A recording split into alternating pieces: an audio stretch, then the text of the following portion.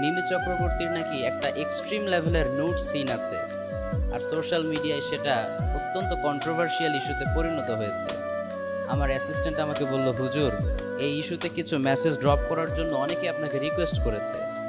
তো actually two be honest, আমি কিন্তু খুবই ব্যস্ত মানুষ, এজন্য ইচ্ছা থাকা সত্ত্বেও সব ইস্যুতে ইন্টারাপ্ট করার স্কোপ আমার হাতে থাকে না।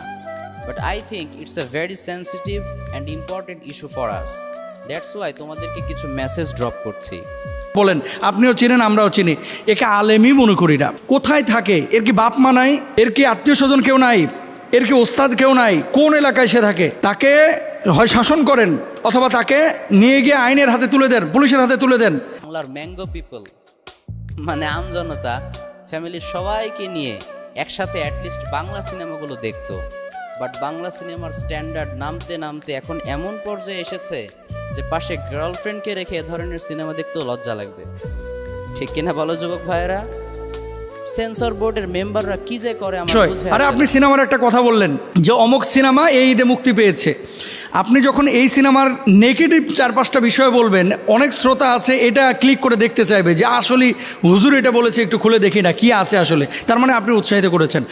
আমি বলি, রাসূল আকরাম সাল্লাল্লাহু আলাইহি ওয়াসাল্লাম এই সমস্ত আলেমদেরকে, দায়ীদেরকে, যারা এমন কাজ করেছেন তাদেরকে কি বলেছেন একটু দেখেন। এরা দাজ্জালের চাইতে মারাত্মক। জোরে সোরে বলেন নাউজুবিল্লাহ।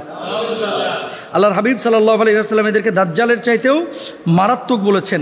দেখেন, রাসূল আকরাম সাল্লাল্লাহু আলাইহি ওয়াসাল্লাম বলেছেন, এমন কিছু রয়েছে যেটির ব্যাপারে আমি আমার উম্মতের জন্য দাজ্জালের অপেক্ষাও বেশি ভয় পাই। নবীজি বলছেন যে পরবর্তীতে এমন কিছু মানুষ আসবে যে মানুষগুলো দাজ্জালের চাইতে মারাত্মক হবে। দেখেন, ভণ্ডামি আপনি সাধারণ গেটআপে করেন, সেখানে কোনো মানুষ বিভ্রান্ত হবে না, যে ও জানে যে ওটা ভণ্ড।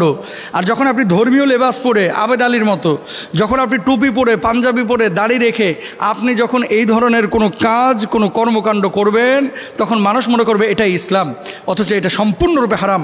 আল্লাহ রসুল সাল্লাল্লাহু আলাইহি ওয়াসাল্লাম কি বলছেন? তখন আমি ভীত হয়ে পড়লাম। তাই আমি বললাম, হে আল্লাহ রসুল সাল্লাল্লাহু আলাইহি ওয়াসাল্লাম, এটি কোন জিনিস যার ব্যাপারে আপনি আপনার উম্মাহের জন্য দাজ্জালের চাইতে অধিক ভয় করেন? আল্লাহর হাবিব সাল্লাল্লাহু আলাইহি ওয়াসাল্লাম বললেন, পথভ্রষ্ট আলিমগণ। আমি এই ছেলেটাকে যেই মেসেজ ড্রপ বলেন, আপনিও চিনেন আমরাও চিনি, একে আলেমই মনে করি না। যদি আলেম হতো তার তাফসির থাকতো, আলেম হতো ইসলাহের অনেক কথা থাকে, আলেম যদি হতো তাহলে কোরআন হাদিসের অনেক কথা থাকে যেগুলো নিয়ে কথা বলতো। সারাক্ষণ খালি এই যে গার্লফ্রেন্ড, বয়ফ্রেন্ড, এই ধরনের আলাপ আচরণ যারা করে তাদের আলোচনা শুনেন না ভাই।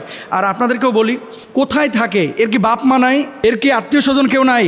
এর কি ওস্তাদ কেউ নাই? কোন এলাকায় সে থাকে? তাকে হয় শাসন করেন অথবা তাকে নিয়ে গিয়ে আইনের হাতে তুলে দেন, পুলিশের হাতে তুলে দেন।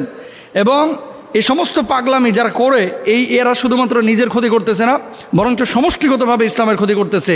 এদের ওয়াজ শোনা যাবে না, এদের থেকে দূরে থাকবেন, মাহফিলে এদেরকে নেবেন না, এদেরকে মসজিদের ইমামতিতে নেবেন না। এরা ফাসেক। এই সমস্ত মানুষগুলো হচ্ছে ইসলামের সাথে বেঈমানি করে। How can they be so irresponsible? একটা সিনেমা পাবলিশ করার পূর্বে সেটা ভালো করে মনিটরিং করে অ্যাটলিস্ট এক্সট্রিম লেভেলের নোট সিনগুলো ডিলিট করা তো তাদের রেসপন্সিবিলিটি ছিল। তারা তাদের দায়িত্ব ঠিকঠাক পালন করে নাই। এজন্য আমাদেরকে খুব বেশি সতর্ক থাকতে হবে, অ্যালার্ট থাকতে হবে যুবক ভাইয়েরা। নিউজ ফিডে যদি এ ধরনের কোনো কন্টেন্ট তোমার সামনে চলে আসে, জাস্ট ইগনোর দ্যাট।